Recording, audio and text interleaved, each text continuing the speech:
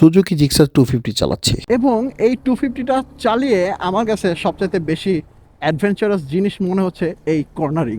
এই কর্নারিং লেভেলটা আপনি একদম ইনসেন লেভেলে কর্নারিং করতে পারবেন, এবং এইটা কারণ আছে একটা। এই কারণটা হচ্ছে এটার মোটা টায়ার আপনাকে ইনসেন লেভেলের কর্নারিং করতে বাধ্য করবে একটু। এবং আপনি যদি কর্নারিংয়ে পুটু নাও হয়ে থাকেন তাহলেও কিন্তু এই বাইক আপনাকে কর্নারিংয়ে পুটু করে ফেলবে, কারণ এটার ওয়াইডাল টায়ার এবং এটার যে গ্রিপ এবং এটার যে কর্নারিং অ্যাবিলিটি এই বাইকটা আপনাকে কর্নারিংয়ে পাকা করে তুলবে। যেই পাকাটা করতেছে আমাকে এখন অদ্ভুত লেভেলে কর্নারিং মানে পাচ্ছি, কনফিডেন্স পাচ্ছি, এবং কর্নারিংয়ে আমাকে সেরকম কোনো বেগ পেতে হচ্ছে না।